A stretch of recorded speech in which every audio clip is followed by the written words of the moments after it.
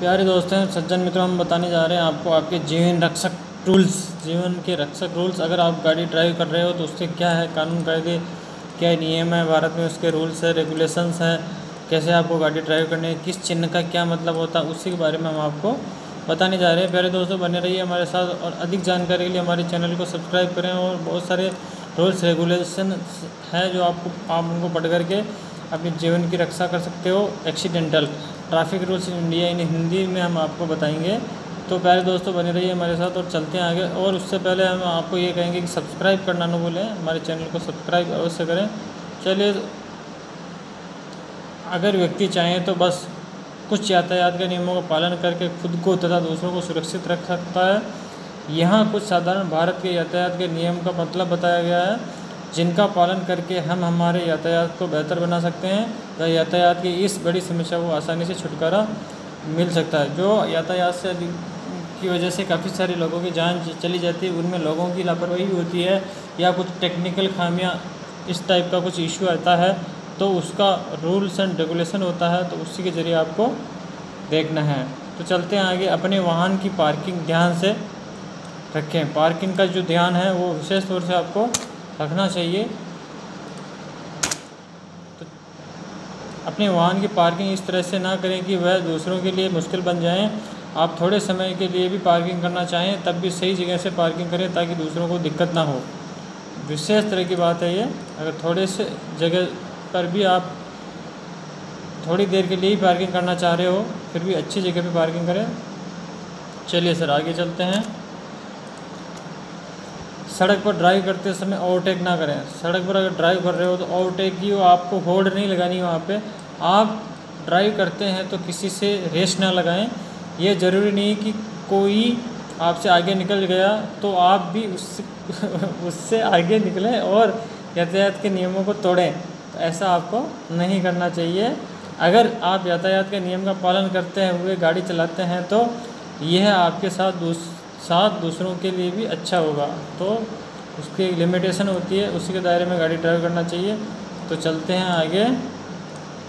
बहुत ज़्यादा और लगातार हॉर्न का उपयोग नहीं करना चाहिए कि आप अकेले बजाए जा रहे हो, सामने वाला सुना नहीं सुना। हॉर्न बजाने की गैपिंग होनी चाहिए। अगर आप लगातार हॉर्न बजाते हैं तो इसका मतलब ये नहीं कि आगे लगा हुआ जाम जल्दी क्लियर हो जाएगा। इससे सिर्फ सामने वाले व्यक्ति पर दबाव बनता है और ध्वनि प्रदूषण फैलता है। इससे अच्छा होगा कि आप थोड़ा इंतज़ार करें और सामने वाले को निकलने का मौका दें। सामने वाले को निकलने का अगर मौका दोगे तो वैसे ही निकल जाएगा। ज़्यादा हॉर्न का प्रयोग ना करें। एक तरफा मोड़ में हम आपको बता देते हैं, जब आप एक तरफा मोड़ में होते हैं तो उसे फॉलो करें तथा उसे तोड़ें नहीं। यह कुछ दूरी के लिए होता है, यह ड्राइवर की सुविधा के लिए ही बना होता है, तो इसे फॉलो करें। अगर कोई अपना समय को बचाने की उम्मीद से गलत साइड से चलता है तो वह अपने साथ साथ दूसरों का भी समय खराब करता है। अपनी ही साइड में चलना चाहिए। फिर है लेन का अनुशासन। लेन का अनुशासन क्या होता है? चलिए, अगर आप किसी लेन में हो तो उसे फॉलो करें, बिना किसी अनुदेश के लेन को तोड़े नहीं। अगर कोई व्यक्ति अपने समय को बचाने की दृष्टि से लेन को तोड़ता है तो वह आने वाले की वाहनों को प्रभावित करेगा। तो गलत साइड में आपको नहीं जाना चाहिए, अपनी साइड में रहना चाहिए। यू टर्न का मतलब है यू टर्न के जैसे ही है। ये ध्यान रखिए कि यू टर्न ड्राइवर का अधिकार नहीं है, यह बस ड्राइवर की सुविधा के लिए बना होता है। जब भी आप यू टर्न पर हो तो आगे के ट्रैफिक को देख लें तथा सभी की सुविधाओं को देखते हुए यू टर्न लें। यू टर्न जो बसों के लिए होता है, अधिकतर चांसेस हाथ का सिग्नल, हैंड सिग्नल में क्या होता है श्रीमान, अगर आप हाथ सिग्नल का उपयोग करते हैं तो यह आपके पीछे चल रहे व्यक्ति के लिए सुविधा होती है। इससे आपके पीछे चल रहा व्यक्ति आपके साइड को समझकर सेफ ड्राइव कर लेता है। वो ओवरटेकिंग की कोशिश भी कर रहा होता, अगर आपने हाथ का सिग्नल दिया तो वो अपनी साइड में ही रहेगा। तो हाथ का सिग्नल भी बहुत ज़रूरी है। फिर चलते हैं यातायात संकेत और यातायात नीति। यातायात के जो संकेत इंडिकेशंस है और एंड पॉलिसी क्या है, ये जो यातायात संकेत और पॉलिसी के तहत हम आपको बता देते हैं कि इसमें यह जो यातायात संकेत और यातायात नीति होती है, ये उस जगह पर ड्राइवर को किसी कारण से दी होती है ताकि वह इसे ठीक से पढ़ें और फॉलो करें। यातायात संकेत और यातायात नीति के दिए जाने पर सबसे बड़ा कारण हमारी सड़कों के ट्रैफिक को बेहतर बनाना है। रूल्स एंड रेगुलेशन इसलिए बनाए जाते हैं कि ट्रैफिक का अच्छा सा संचालन हो सके। गति प्रतिबंध कहाँ कहाँ होता है वो हम आपको बता देते हैं। ड्राइव करते समय गति सबसे बड़ा फैक्टर होता है। अक्सर देखा जाता है कि रोड के अच्छे होने पर ड्राइवर के द्वारा स्पीड बढ़ा ली जाती है, परंतु ऐसा नहीं होना चाहिए। कम से कम सिटी में तो स्पीड लिमिट को फॉलो करना चाहिए। भारत में इन नियमों को फॉलो करके दुर्घटना के खतरे को बचा जा सकता है। ये जो सारे संकेत हैं उनका फॉलोअप करने के लिए इनको मानने से और अपने जीवन में अमल में लाने से खतरों से बचा जा सकता है। भारत में यातायात के मुख्य संकेत सिग्नल्स क्या क्या हैं? भारत में यातायात के संकेत को फॉलो करना अति आवश्यक है। इससे सड़क दुर्घटना जैसे हादसों से बचा जा सकता है। ये यातायात के मुख्य 3 संकेत किसी भी शहर के चौराहों पर लगे होते हैं। ये संकेत 3 रंग को दर्शाते हैं जिसके बारे में यहाँ दर्शाया गया है। अब हम आपको चित्र के हिसाब से बताएंगे कि कौन सी लाइट क्या काम करती है, कब आपको क्रॉस करना चाहिए, कब नहीं करना चाहिए, कब रुका हुआ रहना चाहिए, कब धीमे चलना चाहिए, कब फास्ट चलना चाहिए। सारा इंडिकेशंस बताते हैं हम आपको। अब बताते हैं लाल, पीली और हरी 3 लाइटें, उनके बारे में। लाल लाइट यातायात के मुख्य 3 संकेतों में से लाल लाइट का मतलब होता है रुकना। लाल लाइट जो होती है उसका मतलब होता है आपको रुक जाना चाहिए। अर्थात जब भी आप इस चौराहे से गुजरते हैं तो आपको वहाँ जब लाल लाइट जलती हुई नज़र आए तो आपको वहाँ रुक जाना चाहिए। ठीक है सर। फिर चलते हैं पीली लाइट। पीली लाइट का मतलब होता है चलने के तैयार हो जाना। अर्थात जब आप लाल लाइट पर रुकते हैं तो इसके बाद जब पीली लाइट चलती है तो यह आपको चलने के लिए तैयार हो जाने का संकेत देती है।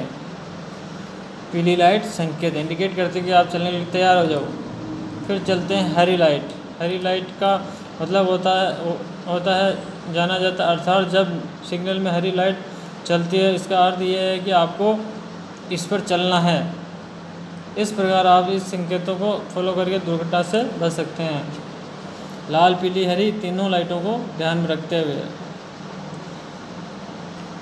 भारत में महत्वपूर्ण यातायात के चिन्ह क्या क्या होते हैं? अधिकतर लोगों को एरिया में पता नहीं रहता है तो वो हम आपको बता देते हैं। अलग अलग चिन्ह किस किस काम में क्या क्या होता है। कुछ एरिया जैसे अस्पताल के आसपास, स्कूल के पास हॉर्न बजाना स्वीकार नहीं होता है।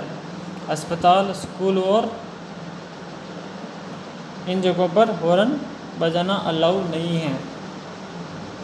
फिर चलते हैं इनके इंडिकेशंस बता देते हैं हम आपको। यातायात के चिन्ह कैसे हैं? यातायात के चिन्हों के नाम और यातायात के चिन्हों के अर्थ क्या क्या हैं? क्रम संख्या 1 से स्टार्ट करते हैं। ये जो चिन्ह देख रहे हो आप, अप एंड डाउन, आना और जाना मतलब नो एंट्री। ये है नो एंट्री का साइन बोर्ड है। ये इस तरह का चिन्ह मिलता है, इसका मतलब आपको एक तरफा ट्रैफिक इस जगह में गलत साइड में वाहन का ले जाना स्वीकार नहीं होता है। गलत साइड में वाहन का ले जाना स्वीकार नहीं होता है, नो एंट्री। फिर आता है वन वे एंट्री। ये एक तीर ऊपर है एक नीचे है तो नो एंट्री। अब छोटा तीर ऊपर है बड़ा तीर नीचे है, इसका मतलब इसका मतलब होगा वन वे ट्रैफिक। एक तरफा ट्रैफिक जगह में गलत साइड में वाहन का ले जाना स्वीकार नहीं होता है। ठीक है सर, आगे चलते हैं। फिर ये है up and down same arrow की vehicle prohibited in both direction. आना और जाना दोनों ही मना है, दोनों दिशाओं में वाहन का चलाना वर्जित है। इस एरिया में कोई भी वाहन को ले जाना स्वीकार नहीं होता। आना और जाना दोनों ही मना होता है इस तरफ।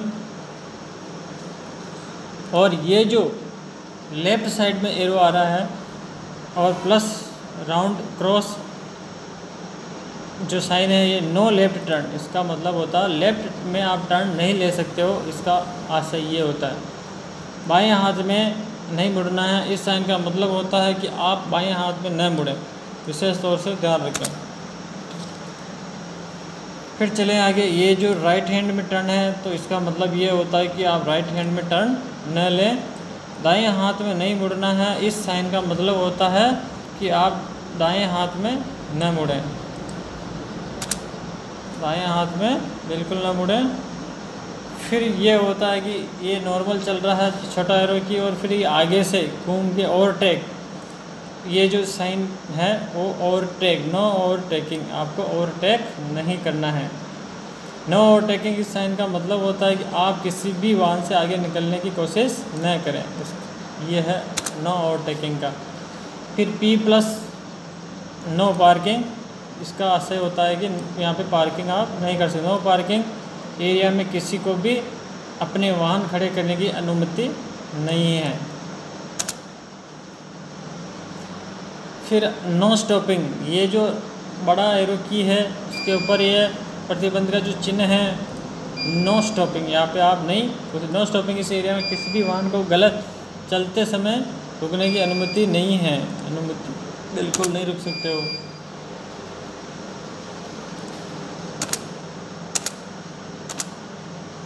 फिर चलते हैं आगे, ये यू टर्न के जैसा है। यू टर्न, इस जगह पर आप किसी भी वाहन को वापस यू टर्न नहीं कर सकते हैं, ये जो प्रतिबंधित है यू टर्न नहीं कर सकते हो आप। यहाँ पे आगे चलते हैं नेक्स्ट 12, ट्रक वर्जित है। इस जगह पर ट्रक का चलना वर्जित होता है, अर्थात यहाँ बड़े वाहन को चलने की अनुमति नहीं है। ट्रक बना रखा है और प्रतिबंधित का जो साइन लगा रखा है उसका प्रतिबंध है यहाँ पे। फिर आते हैं ये 13 वाला साइन, साइकिल वर्जित है। इस जगह पर साइकिल जैसे वाहन का आना जाना वर्जित है, अर्थात छोटे वाहन आना वर्जित है। साइकिल और स्टॉपिंग प्रतिबंधित। फिर चलते हैं आगे, गाय पशु बना रखे हैं और प्रतिबंधित। बैल गाड़ी, तांगा या हाथ गाड़ी वर्जित है। इस जगह पर बैल गाड़ी, तांगा या किसी भी तरह की हाथ गाड़ी का आना जाना वर्जित है। हाथ गाड़ी और तांगा वगैरह कुछ भी आप यहाँ नहीं ले जा सकते हो।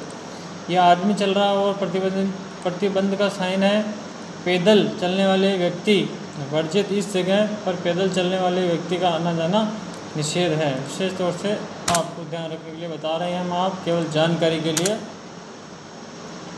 गाड़ी और मोटरसाइकिल दोनों, सभी मोटर वाहन वर्जित है।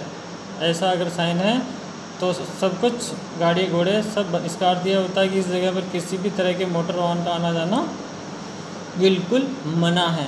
चलिए सर आगे फिर चलते हैं। भारत में यातायात के प्रतीक चिन्ह, सिंबलिज्म। भारत में उपरोक्त यातायात के चिन्ह हैं जो आपको रास्ते में चलते समय सावधानी के तौर पर प्रदर्शित किए जाते हैं। इसके अलावा कुछ ऐसे प्रतीक हैं जिनके बारे में जानकर आप आगे का रास्ता आसानी से तय कर सकते हैं, जो कि इस प्रकार होगा, आपको हम बता देते हैं। तो पहले यातायात के प्रतीक का नाम, यातायात के प्रतीक का अर्थ क्या होता है, उसी के बारे में हम आपको बताएंगे। तो बने रहिए हमारे साथ, और अधिक जानकारी के लिए हम बता देते हैं आपको। ये है हाई लिमिट चिन्ह के लिए हमने अलग से वीडियो दिया है, आप हमारे टर्मिनल पर जाकर के देख सकते हो। हम यहाँ पे नाम बताएंगे केवल। हाई लिमिट का जो चिन्ह कैसा है वो आपको ओनली हमने इंडिकेटिंग वाले वीडियो बनाए हैं, जानकारी दी है, उसमें देख सकते हो। हाई लिमिट, इस साइन का मतलब होता है कि इस एरिया में दी गई लिमिट से ज़्यादा के वाहन नहीं चल सकते हैं, मतलब जो लिमिट दी गई है उससे ज़्यादा आप नहीं चला सकते। बायां मोड़, इस साइन का मतलब होता है कि आगे आपको बाएं ओर मुड़ना है, ये जो बाएं ओर मुड़ने का। और ये है पशु, इसका मतलब होता है कि इस जगह पर पशुओं का डेरा होता है, अधिकतर पशु मिलते हैं पशुओं के बने हुए दोस्त। फिर ये साइकिल क्रॉसिंग का जो साइन, उसके लिए इस प्रतीक का मतलब होता है कि आगे साइकिल क्रॉसिंग होती है, कृपया ध्यान से। अब चट्टानों का गिरना, इसका मतलब यह होता है कि आगे के रास्ते में मौसम के कारण चट्टानें रोड पर गिर सकती है, तो सावधानी से ड्राइव करें। नौका अगर बनी हुई है तो यह संकेत ड्राइवर को एक नदी के पार नौकायन पर करने की स्थिति के बारे में चेतावनी देने के लिए होता है। तब ये उपयोग में किया जाता है जब दिशा में बाएं हेल्पिंग मोड, ये उपयोग किया जाता है जब दिशा में परिवर्तन इतना महत्वपूर्ण होता है कि वह दिशा के रिवर्सल के बराबर होता है। यहाँ संरेखण के आधार पर बाएं ओर झुका हुआ होता है। बाएं हाथ का कर्व, अगर इसका उपयोग तब किया जाता है जब संरेखण की दिशा बदलती है, ये गति को कम करने और सावधानी से चलने के लिए चेतावनी होता है। बाएं रिवर्स मोड, इसका बाएं रिवर्स मोड बता देते हैं हम आपको। इसका उपयोग जब तक होता है जब रिवर्स मोड की प्रकृति आवागमन के लिए पहुंचने के लिए स्पष्ट नहीं है। फिर चलते हैं आगे, खुली बजरी। इसका उपयोग तब किया जाता है जब तेज़ी से आने वाले वाहनों द्वारा बजरी को फेंक दिया जा सकता है। पुरुष काम पर है। इसका उपयोग तब होता है जब पुरुषों या मशीनों के द्वारा सड़क पर कोई काम चल रहा होता है, काम पूरा होने के बाद यह हटा दिया जाता है। नैरो ब्रिज ये प्रत्येक पुल आने के पहले लगाया जाता है जहां प्रतिबंध या पहिया गार्ड के बीच की चौड़ाई गाड़ी की सामान्य चौड़ाई से कम है। नैरो रोड ये संकेत अधिकतर ग्रामीण क्षेत्रों में पाया जाता है जहां फुटपाथ की चौड़ाई में अचानक कमी से यातायात के लिए खतरा पैदा होता है। पैदल चलने वालों की क्रॉसिंग, यह प्रतीक जेब्रा क्रॉसिंग आने से पहले बनाया जाता है ताकि वाहन की रफ्तार कम की जा सके, और ये तब उपयोग किया जाता है जब दिशा में परिवर्तन इतना महत्वपूर्ण है। दाएं हेल्पिंग मोड में ये होता है और वह दिशा रिवर्सल के बराबर होता है। यह यहाँ संरक्षण के आधार पर दाएं ओर झुका हुआ होता है। दाएं रिवर्स मोड, इसका उपयोग तब होता है जब रिवर्स मोड की प्रकृति आवागमन तक पहुँचने के लिए स्पष्ट होता है। दाएं हाथ का कर्व, इसका उपयोग तब किया जाता है जब संरक्षण की दिशा बदलती है। यह गति को कम करने और सावधानी से चलने के लिए चेतावनी होता है। फिर आते हैं सड़क मार्ग। यह संकेत अधिकतर ग्रामीण क्षेत्र में पाया जाता है जहां चौड़ाई में अचानक वृद्धि से यातायात के लिए खतरा पैदा होता है, जैसे कि 2 लेन की सड़क अचानक दोहरी गाड़ी के मार्ग को चौड़ा करती है। स्कूल, जहां स्कूल की इमारतें व मैदान सड़कों के आसपास होते हैं वहां ये प्रतीक लगाया जाता है ताकि स्कूल से बच्चे सुरक्षित रहें। फिर सड़क में फिसलन, इसका उपयोग फिसलन वाली सड़क आने के पहले किया जाता है। यह प्रतीक तेज़ी से, फिर खड़ी चढ़ाई, यह प्रतीक तेज़ी से आने वाले वाहनों के लिए चढ़ाई आने वाली रोड के पहले लगाया जाता है ताकि ट्रैफिक के लिए खतरा पैदा न हो। फिर ये ढलान आता है श्रीमान, यह प्रतीक तेज़ी से आने वाले वाहनों के लिए उतार आने वाली रोड के पहले लगाया जाता है ताकि ट्रैफिक की खतरा पैदा ना हो और वाहन नियंत्रित रहें। तो प्यारे दोस्तों, हमने आपको ये बताया है, तो उससे पहले हम आपको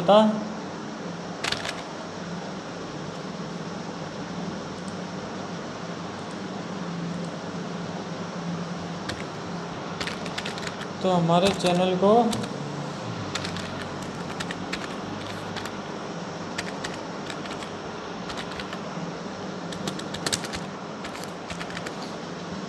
शेयर, सब्सक्राइब, लाइक अवश्य करें और बने रहिए हमारे साथ। और हम चाहते हैं कि अधिक जानकारी के लिए हमारे टर्मिनल को आप एक्सेप्ट करें। और अगर आप ड्राइवर बनने जा रहे हो, गाड़ी का प्रशिक्षण लेने जा रहे हो, तो अगर आप ड्राइवर बनना चाहते हो तो ये सारी इंडिकेशन पहले से ही अपने जहन में उतार लेना चाहिए। अगर ड्राइवर की परीक्षा पास करनी है तो आपको ये सारी इंडिकेशन, ड्राइविंग रूल्स रेगुलेशन सब आपको पता होना चाहिए।